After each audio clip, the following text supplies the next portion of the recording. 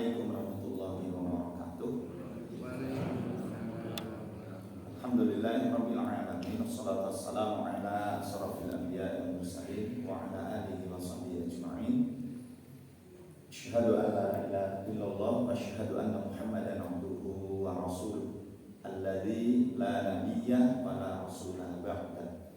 Qala Allah ta'ala ya ayyuhalladzina amanu taqullaha haqqa tuqatih wa la tamutunna illa wa antum muslimun. Wa qala aidan rabbi shrah li sadri wa yassir li amri wahlul 'uqdatam min lisani yafqahu qawli.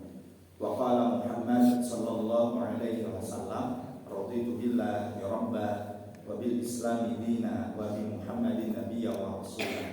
Wa qala aidan Allahumma inna nas'aluka ilman nafi'an wa rizqan thayyiban wa rizqan wasi'an wa amalan taqabbalan.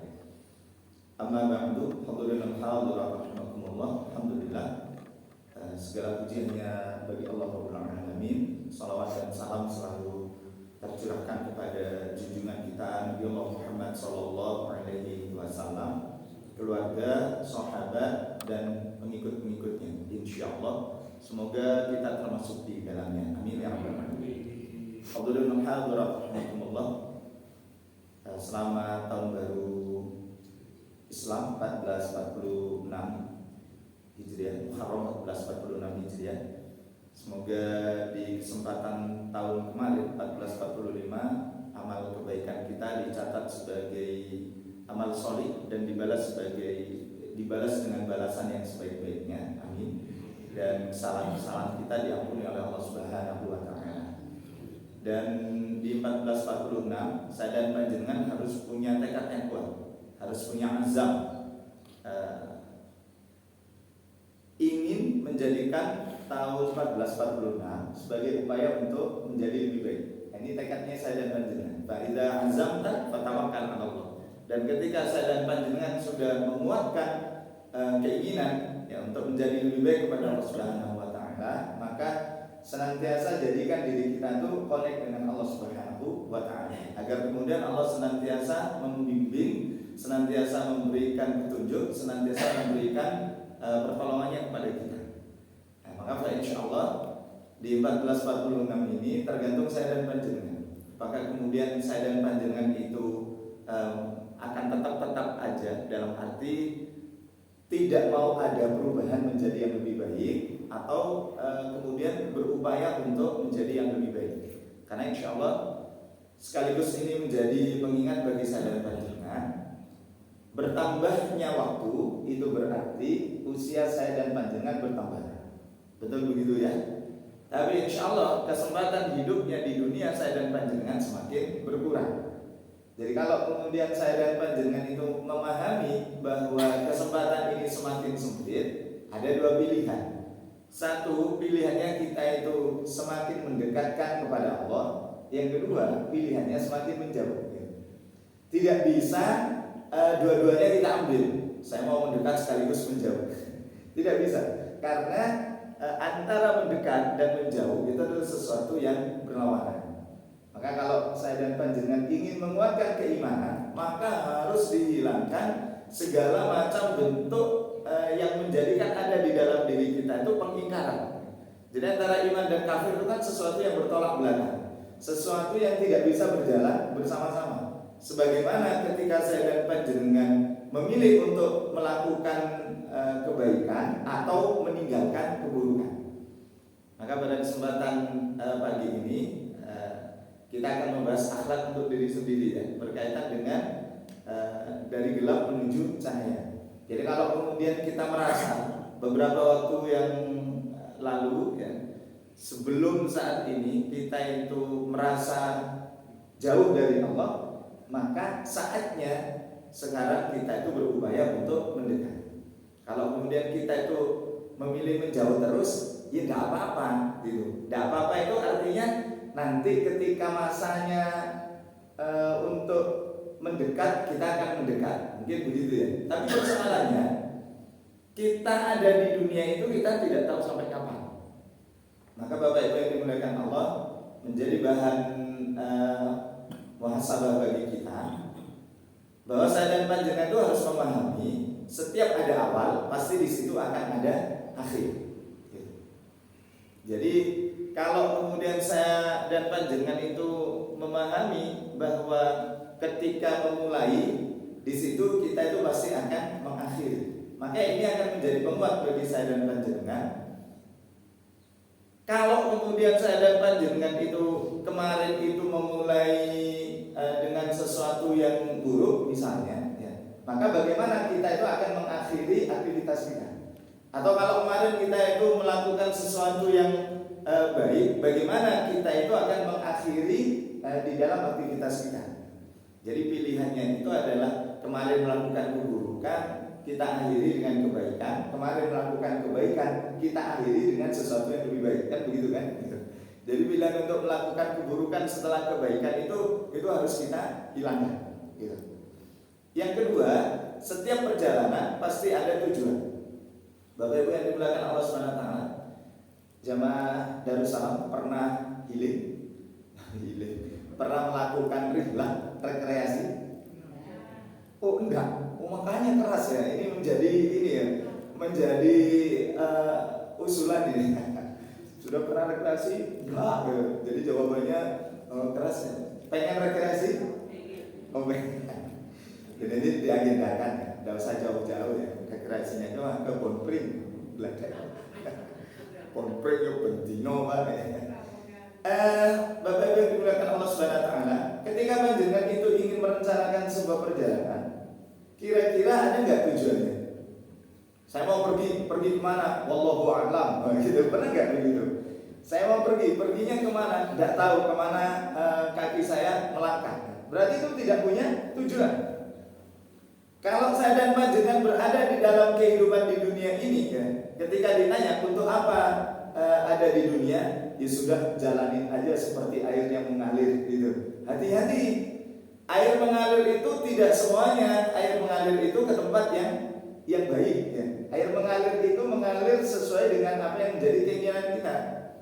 Kadang-kadang mengikuti air yang mengalir arusnya deras, semakin deras dihantam ke bebatuan dan kemudian dilempar ke jurang yang dalam misalnya. Itu pun juga mengikuti air mengalir. Kadang-kadang kita menginginkan air mengalir itu dari hulu menuju hilir, ya, dari pegunungan yang adem gitu ya, sampai menuju laut begitu ya. Dan aliran sungainya itu aliran sungai yang tenang, ada yang begitu. Tapi apa ya di dalam aktivitas kita itu ketika ada arus air itu tidak selamanya tenang begitu, tapi bisa juga kuat gitu. Maka kalau kemudian arus itu mengarahkan kepada keburukan, tidak harus saya dan panjenengan itu mengikuti arus, tetapi mencari pegangan supaya tidak sampai ikut arus. Bapak Ibu, ini saatnya saya dan panjenengan itu menentukan tujuan di dalam kehidupan di dunia ini. Insya Allah saya dan panjenengan sudah paham ya, untuk apa hidup di dunia. Siap? Halo? Untuk apa? Ibadah. Betul? Ibadah itu maknanya seperti apa? Berhubungan terus dengan Allah begitu? Pokoknya hari-hari kita itu harus berhubungan terus dengan Allah, sholat terus, ngaji, zikir, gak turun-turun dari masjid begitu? Enggak juga. Oh terus gimana? Oh hablum minallah, hablum minanas. Oh masya Allah ya. Dengan Allah baik ya, insya Allah. Dengan manusia, insya Allah baik ya. Dengan Allah pernah ada masalah? Lah, dengan Allah pernah ada masalah? Wih banyak itu. Katanya baik-baik aja, kok malah banyak? Ya bahwa kita mencoba hubungan kebaikan dengan Allah, di situ muncul masalah. Oke, kita selalu perbaiki hubungan itu. Apalagi dengan manusia ya, enggak saya tanya gitu. Baik-baik aja, kayaknya enggak Pak gitu. Kalau untuk misalnya kita itu tidak baik-baik aja dengan manusia, disinilah saya dan panjenengan diminta ya. Kalau misalnya saya dan panjenengan itu ada di dalam kehidupan dunia dan saya dan panjenengan mengetahui hakikatnya itu untuk ibadah, mohon maaf, tidak ada di antara bentuk peribadatan yang saya lakukan itu sederhana, tidak ada.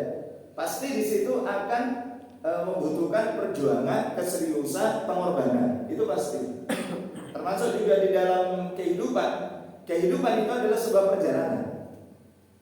Kalau saya dan panjenengan berjalan itu harus punya tujuan. Maka perjalanan itulah aktivitas kehidupan kita. Jadi kalau saya dan panjenengan ditanya mau ke Jakarta, oke, nah kira-kira panjenengan mempersiapkan dengan sebaik-baik bekal atau tidak? Mau ke Jakarta, bekalnya apa? Saya cukup membawa bekal ATM, gitu. Saya cukup membawa bekal HP, karena di HP itu semuanya bisa dikendalikan.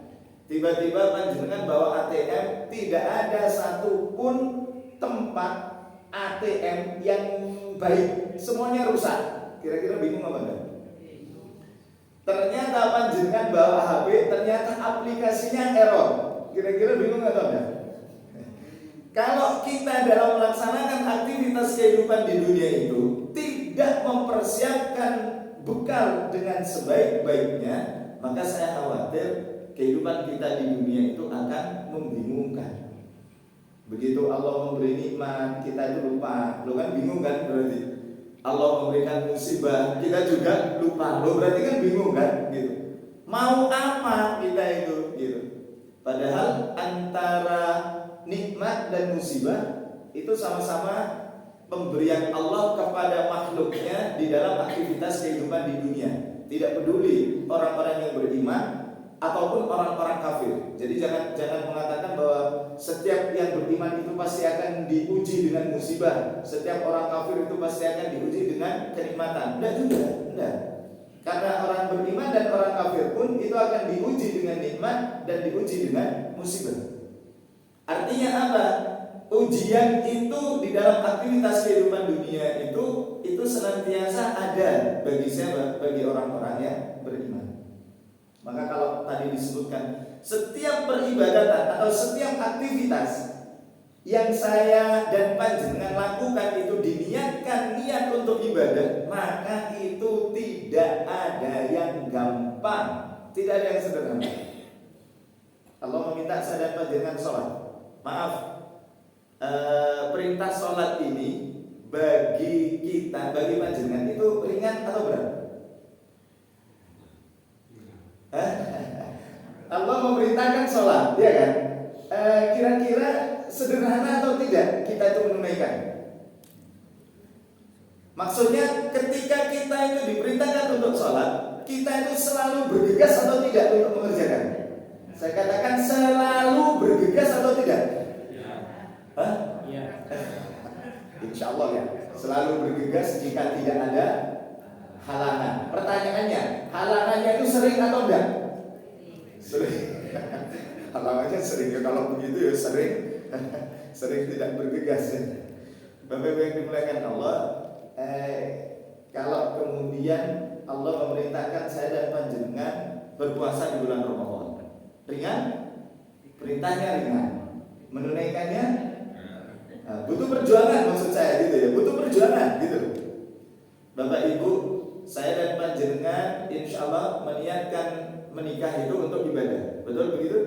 Seringkali dinasihati niatkan nikah itu untuk ibadah. Ketika panjenengan meniatkan pernikahan itu untuk ibadah, maka pada saat itu sebenarnya pernikahan itu membutuhkan perjuangan dan kesungguhan. Sebab kalau enggak, tidak sederhana. Bapak, misalnya ibu ngomelan itu, gimana pendapat panjenengan? Ibu sering ngomel apa bukan? Lah saya tanya bapak-bapak, bu, panjenengan saya jawab. Bapak Ibu, bagaimana kalau misalnya ibu-ibu itu sering ngomel gitu? Panjenengan akan ngomel juga atau mengimbangi dengan diem? Oh diem ya, alhamdulillah. Ada yang ikut ngomel? Lah ternyata untuk menjadi pendamping yang baik, untuk menjadi pasangan yang baik untuk pasangan kita itu membutuhkan perjuangan dan pengorbanan. Jadi tidak sederhana. yang kita harapkan pasangan kita itu selalu mengerti apa yang menjadi keinginan. Makanya di antara syarat dulu ya, syarat kita itu mencari pasangan, siap menerima apa? Siap menerima apa adanya atau siap menerima apa yang ada? Siap menerima apa adanya ya. Jadi awalnya seperti itu ya, tetapi di dalam proses berikutnya ya, ketika ada ujian, ketika ada cobaan, di situ membutuhkan kesabaran, membutuhkan kesungguhan. Allah memerintahkan saya dan panjenengan untuk berbuat baik dengan tetangga, misalnya, gitu. Untuk berbuat baik dengan tetangga. Apakah setiap tetangga kita itu senantiasa baik dengan kita? Ternyata belum tentu. Pertanyaannya, ketika ada tetangga yang tidak baik dengan kita, apakah perbuatan yang kita lakukan itu membalas dengan tidak baik atau membalas dengan kebaikan? Loh, ini membutuhkan perjuangan. Makanya Bapak Ibu, kehidupan itu adalah sebuah perjalanan, dan di dalam perjalanan itu harapannya perjalanannya mulus-mulus. Tetapi kadang-kadang di dalam perjalanan itu tidak selalu mulus. Kita sudah prepare, kita sudah persiapan, kita sudah menyiapkan semuanya dengan detail, tiba-tiba ada yang lewat misalnya. Maka ini membutuhkan sebuah perjuangan, ini membutuhkan sebuah pengorbanan dan keseriusan dan kesungguhan. Saya dan panjenengan ketika sholat tidak serius, tidak sungguh-sungguh, di tengah perjalanan sholat itu bisa jadi blank. Begitu takbiratul ihram, Allahu Akbar, tercium dari arah dapur bau gosong. Kira-kira kita itu bisa khusyuk atau enggak? Kalau nggak bisa khusyuk, kenapa nggak dimatikan dulu kompornya? Bapak lupa ya, inilah maksud saya. Kadang-kadang di dalam aktivitas kehidupan dunia itu kadang-kadang kita sering lupa. Makanya kalau sudah lupa itu, saya dan panjenengan harus kembali ingat, gitu. Harus kembali ingat, jangan lupa terus. Bapak-bapak, ketika mau sholat kehilangan kunci, kira-kira langsung sholat atau cari kunci dulu? Sholat dulu sambil mikir di mana kunci. Ya, maksudnya sholat itu sambil berdoa, ya Allah tunjukkanlah kepada kami di mana kunci. Gitu ya. Ya, karena itu ibu-ibu yang dimuliakan. Kalau saya dan panjenengan tidak fokus di dalam melaksanakan aktivitas kehidupan di dunia ini, akan ada banyak gangguan, akan ada banyak cobaan, akan ada banyak godaan. Gitu. Mencari dunia, gitu kan. Berikutnya, jika ada kelahiran, kembali ke poin pertama, ada awal, maka ada kematian. Itu berarti akhir. Saya dan panjenengan itu dilahirkan, dan pasti nanti saya dan panjenengan itu akan diwafatkan. Ini harus senantiasa ada di dalam cara berpikir kita. Ketika saya dan panjenengan itu ada di dalam kehidupan dunia, pasti nanti saya dan panjenengan itu akan meninggalkan dunia. Maka apa yang Allah tetapkan kepada saya dan panjenengan di dunia, maka ambil, maka nikmati, maka nikmati, tapi jangan kemudian sampai melupakan, gitu. Kenapa? Karena dunia itu adalah sementara. Jadi dunia itu adalah sementara. Karena setiap manusia itu pasti akan mati, maka kesenangan yang Allah berikan di dunia itu jangan sampai melenakan, jangan sampai melupakan. Allah memberikan kepada saya dan panjenengan harta, bahagia, senang ya. Saya kemarin itu dapat info, rumahnya seseorang itu digeledah, dicari uang yang bukan miliknya. Ketemu uang tunai itu lebih dari 50 miliar. Jadi ketemu uang tunai lebih dari 50 miliar. Emasnya itu berkilo-kilo. hartanya itu jajan banyak gitu. Ternyata bukan punyanya gitu. Ternyata bukan punyanya. Tapi maksud saya itu kok bisa ya uang yang ada di rumah itu sampai 50 miliar lebih gitu. Masya Allah. Emasnya berkilo-kilo. Kalau dijual sekarang emas itu nayabul. 1 gram sekarang itu 1,4 ya. 1,450. Belinya, jualnya 1,3. Maka panjenengan kalau ada emas silahkan dijual saat ini mumpung lagi naik. Apalagi dulu belinya waktu 1 gram itu 200.000. Maksudnya sudah lampau gitu ya. Kita itu tidak usah berharap mencari emas peninggalan presiden mana gitu ya, itu katanya disimpan di mana gitu. Dulu mungkin pernah juga ya ada kasus begitu ya, panjenengan dimintai KTP dan seterusnya, nanti akan mendapatkan jaringan emas miliknya ini yang tersimpan di ini sekian kilo. Kalau misalnya ternyata Allah memberikan saya dan panjenengan harta, nikmati harta itu, nikmati ya, bersenang-senanglah dengan harta itu. Tapi jangan sampai melalaikan kita dari mengingat Allah Subhanahu wa Ta'ala gitu. Kenapa? Karena pada akhirnya kita yang akan meninggalkan harta atau harta itu yang akan meninggalkan kita gitu. Abdurrahman bin Auf, saya pernah menyampaikan, Abdurrahman bin Auf itu ketika diminta untuk pindah dari Mekah ke Madinah itu, beliau itu diprovokasi oleh orang-orang musyrik dan orang-orang kafir Quraisy. Kalau mau pindah dari Mekah ke Madinah silakan, tapi jangan pernah membawa harta yang dicari di tanah Mekah. Bapak Ibu, panjenengan berada di lingkungan Purwantoro ini sudah berapa lama? 30 tahun? 40 tahun? 50 tahun? 90 tahun?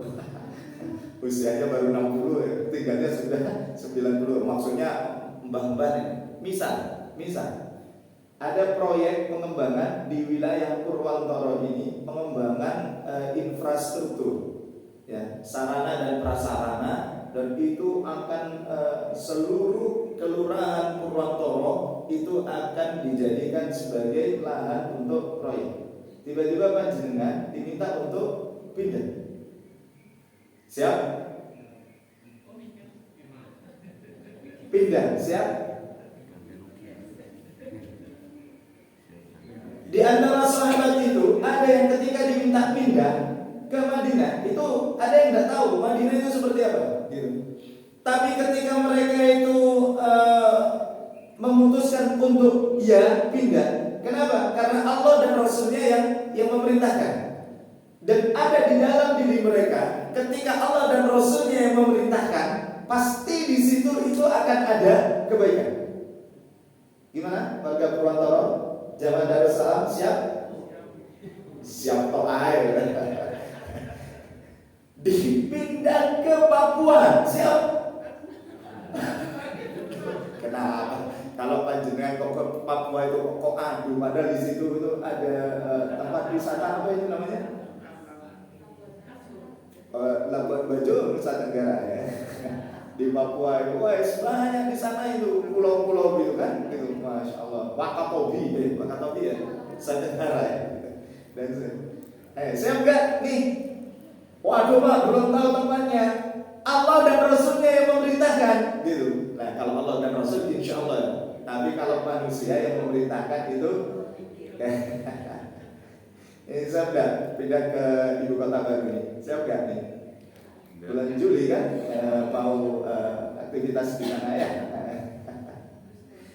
Ya, Bapak-Ibu yang dimuliakan Allah SWT, Abdurrahman bin Auf diminta untuk meninggalkan semua kekayaannya hanya karena kata orang-orang Quraisy, kamu mencari hartamu di tanah ini, maka tidak boleh dibawa.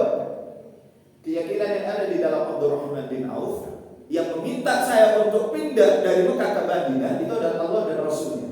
Maka pasti di situ akan ada kebaikan. Betul. Begitu pindah ke Madinah, kekayaan Abdurrahman bin Auf itu jauh lebih dahsyat daripada ketika beliau ada di Mekah gitu.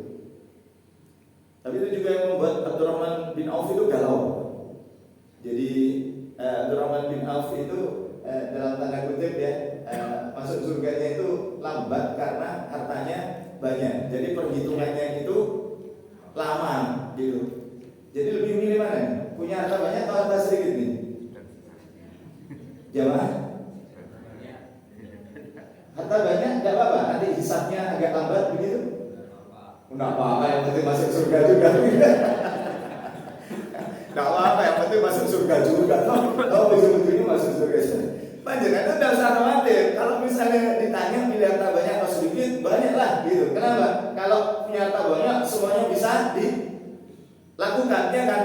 Darussalam pengen bantuan gampang, ada apa pengen bantuan gampang gitu, ya kan? Sedekah, panti asuhan, panti yatim, wes gampang gitu. Tapi ingat, itu bukan hanya sekedar di lisan gitu ya. Biasanya kalau kita tuh belum banyak uangnya, milih mana? Sugih. Kenapa? Gampang bersedekah. Begitu takmir Darussalam minta sumbangan untuk perbaikan, begitu ya. Ternyata di sisi orang sing prioritas lain.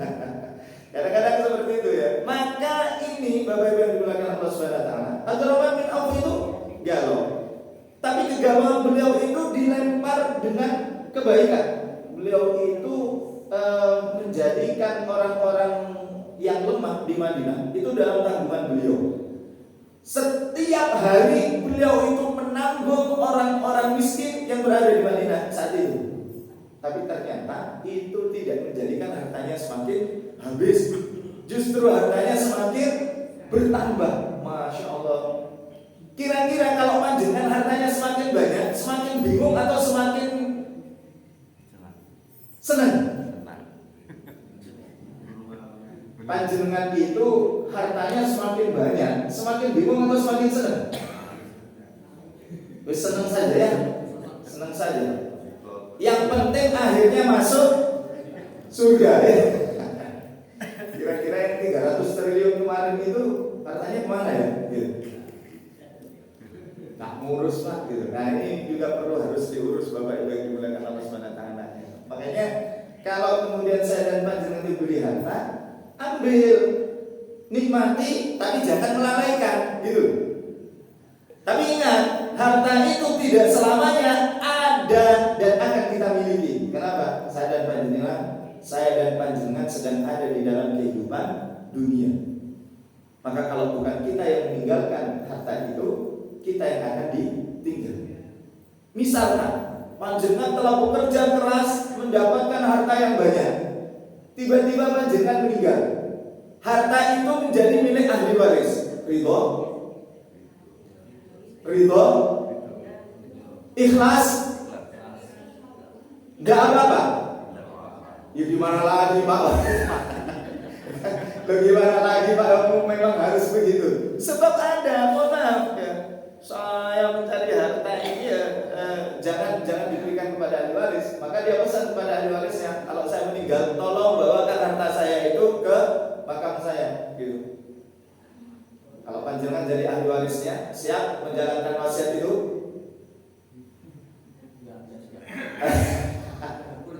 Tidak usah, tidak boleh memang, ya kan gitu. Harta itu untuk dimanfaatkan, bukan untuk ditanam, gitu. Bukan untuk dimakamkan. Jadi dimanfaatkan. Jadi kalau panjenengan hartanya banyak dan ketika Allah mencabut kita, ya maka ridho, gitu. Ridho, harta itu dimiliki oleh ahli waris. Tidak usah bingung, ya kan? Baik mana panjenengan punya harta banyak dan itu ahli warisnya tukaran, atau tidak punya harta sehingga ahli waris tidak tukaran. Pilih mana? Oh, harta banyak rukun. Oh begitu. Oh, siap. Harta banyak ahli waris rukun. Panjenengan berdoa itu enggak? Ya Allah, rukunkanlah ahli waris kami ya Allah. Ya itu harus didoa dulu. Bukan apa-apa. Harta itu bisa menyebabkan ahli waris itu bisa tukar. apalagi jika harta itu didapat dengan cara yang tidak baik. Na'udzubillah min dzalik. Poin berikutnya, Bapak Ibu yang dimuliakan Allah Subhanahu wa taala, bahwa kita sadar hidup ini singkat, maka tidak ada yang tahu kapan itu berakhir. Setiap detik sangat berharga. Persiapkan yang terbaik dan kemudian raih ridho untuk mendapatkan kebahagiaan. Saya dan panjenengan ada di dalam kehidupan dunia itu tidak lama, waktunya itu tidak panjang. Maka semakin Allah menambah usia kepada saya dan panjenengan, maka manfaatkan itu dengan sebaik-baiknya. Seorang bertanya kepada Rasul, "Ya Rasulullah, orang yang beruntung itu siapa?" Orang yang beruntung itu usianya ditambah, kebaikannya yang bertambah. Sebaliknya, orang yang rugi, celaka, usianya bertambah, keburukannya yang bertambah. Maka ada istilahnya, tua-tua geladi, makin tua makin jadi. Kalau makin jadi semakin lebih baik, alhamdulillah. Tapi kalau semakin jadi keburukan, na'udzubillah min dzalik. Ini momentum Muharram. Sebentar lagi ada momentum Agustusan. Saya dan panjenengan itu harus bisa memilih prioritas perbuatan. Maaf, Muharram itu kan kita itu kan bulan yang diharamkan kita itu melaksanakan perkara-perkara yang haram, kan begitu. Tapi kalau kita perhatikan, Muharram justru banyak kemaksiatan. Saya dan panjenengan harus memilih mau menunaikan atau mau meninggalkan. Ini pilihan. Aduh, enggak enak Pak, kalau enggak ikut nanti dianggap begini dan begitu. Tidak akan pernah bisa bercampur antara kebaikan dan keburukan. Tidak akan pernah bisa bercampur antara yang halal dan yang haram. Jadi kalau pilihan perbuatan kebaikan, itu berarti kita memilih kebaikan. Kalau berbuat buruk, tidak usah dipilih. Itu. Maka Bapak Ibu yang dimuliakan Allah Subhanahu wa taala, maaf ya. Kemarin itu saya lihat satu acara di televisi itu di satu tempat di daerah Sumatera sebenarnya. Cuman di situ ada komunitas yang datang dari luar Sumatera. Mereka tetap melakukan ritual yang menurut mereka itu adalah dari yang mereka dapatkan dari orang tua mereka dahulu. Apa? Mereka menyembelih kambing dan menyembelih ayam, kepala kambingnya itu ditanam. Menurut panjenengan itu perbuatan yang baik atau perbuatan buruk? Hah? Loh, niatnya nanam itu untuk mendapatkan kebaikan loh. Nanam kepala kambing untuk mendapatkan kebaikan, itu baik atau buruk? Loh, ya kan? Bapak Ibu yang dimuliakan Allah, mohon maaf. Kemarin panjenengan kan sudah melaksanakan penyembelihan hewan kurbannya. Saya itu dulu ketika ada yang minta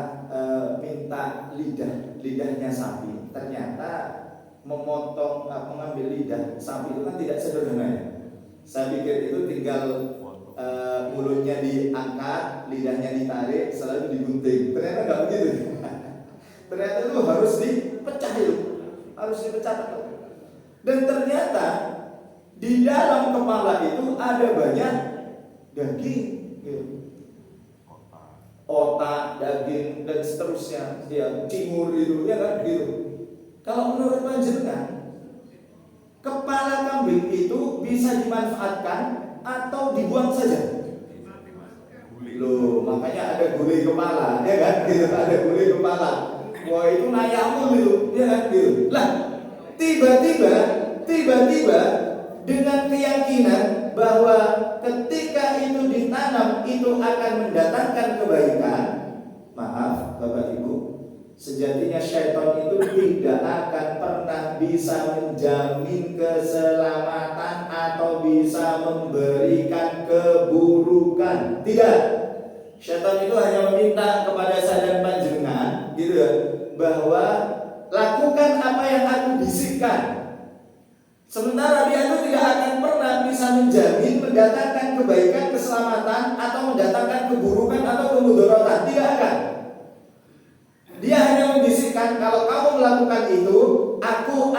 menjagamu. Loh, dia hanya membisikkan. Berarti dia itu dusta. Mohon maaf, dusta syaitan itu. Maka kalau kemudian kita itu menganggap itu kita lakukan sebagai bentuk persembahan kepada yang menjaga tempat itu, maaf. Kalau kita menganggap dan mempercayai menjaga tempat itu adalah Allah, Allah itu mohon maaf, tidak butuh kepala kambing. Allah itu juga tidak butuh kepala sapi. Maaf ya Bapak Ibu. Allah itu butuh ketaatan saya dan panjenengan. Allah itu butuh saya dan panjenengan itu hanya menyembah kepada Allah dan tidak menjadikan ada sesembahan selain Allah.